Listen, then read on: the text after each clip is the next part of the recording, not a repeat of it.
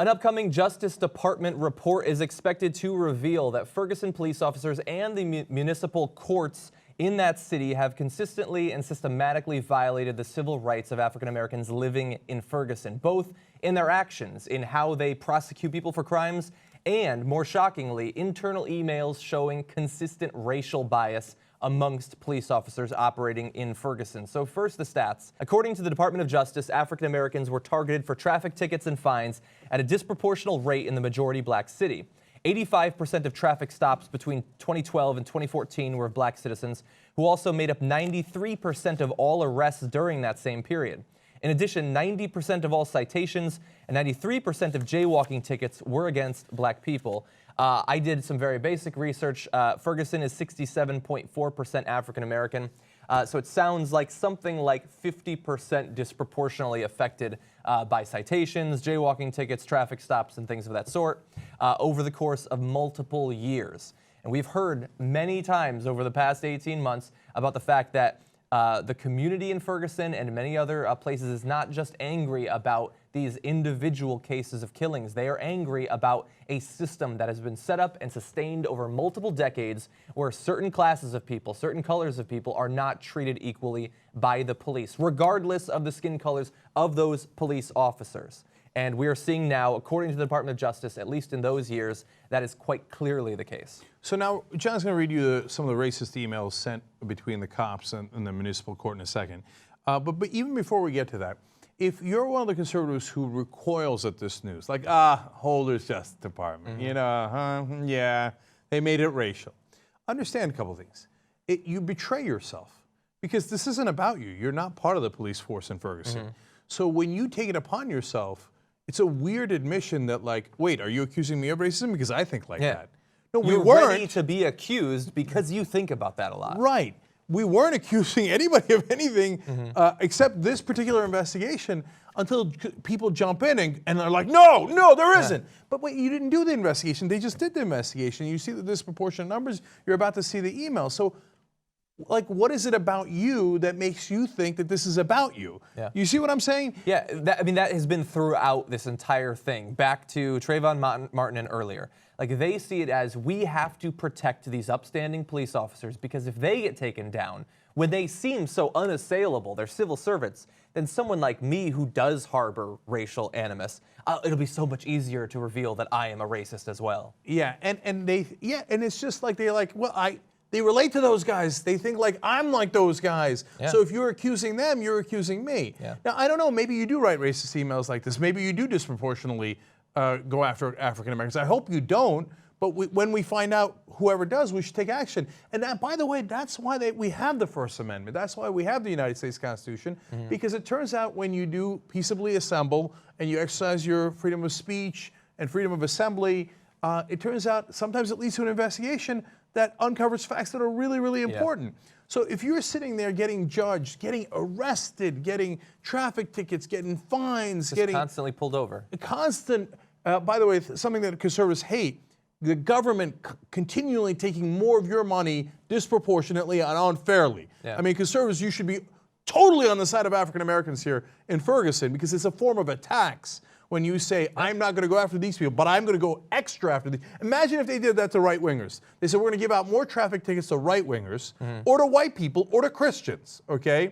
And said, we're going to target those guys 50% more than we target anybody else, so you're going to have to give the government more money.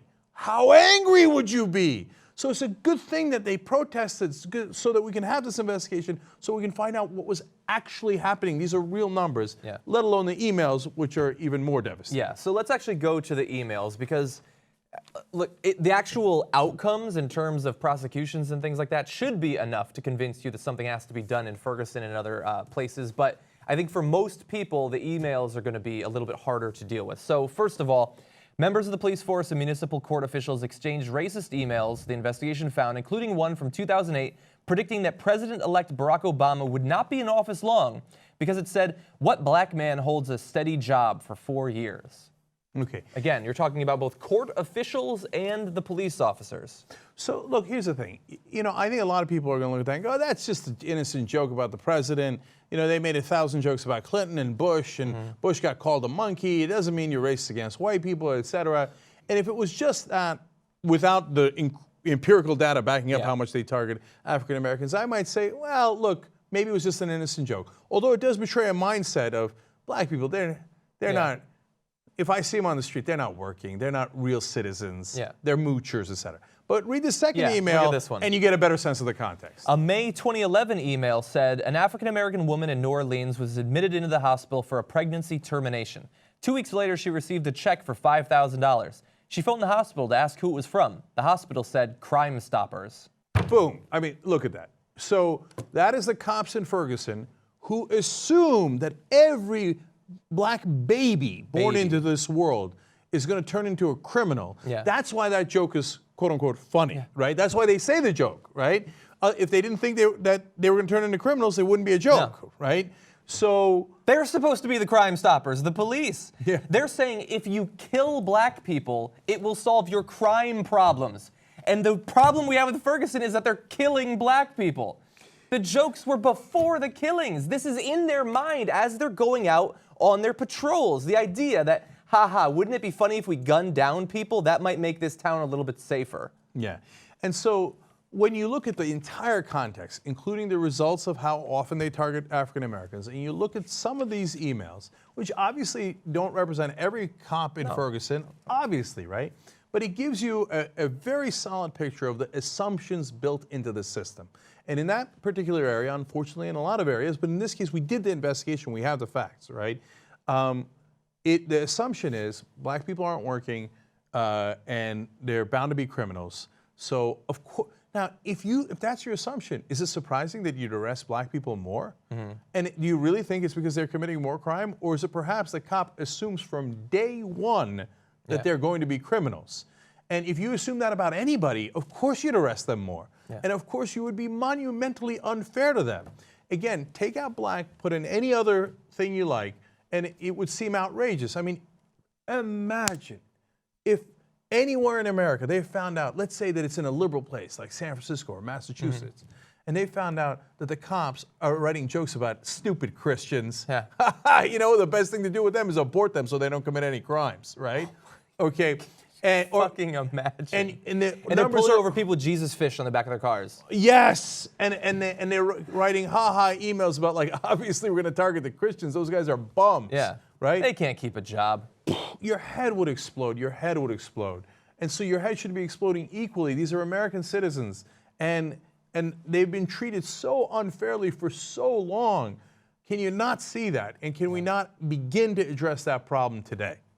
Now, the worst thing for me, and my final point is, so you show them the data, you show them all of that. People in the media, people on Fox News already have a response. No, it's not that we're racists. It's that black people naturally commit more crimes, and so it makes sense to target them more. So their answer to being charged as racist is to say one of the most racist things that we routinely hear coming from right-wing media. And they will continue to pound that narrative out there. And we've seen it on every Fox News show, that they just naturally commit more crimes. It makes sense to profile them. That is their response to the legitimate racial grievances of African Americans in this country. All right, look, every time this comes up, it enrages me that there's a stereotype that blacks are more violent and hence commit more crimes and get arrested more. Blacks suffered the worst violence in this country's history and among the worst in world history at the hand of whites. Right? I mean, they were enslaved, whipped, beaten, raped, tortured, lynched. And then they have the fucking gall to turn around and say blacks are too violent.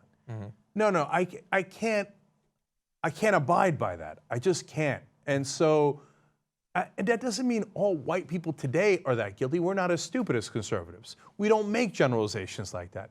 But you can't take a culture that has been that bathed in violence and then blame the victims of that violence and say, no, you guys are too violent. No, I can't abide by it.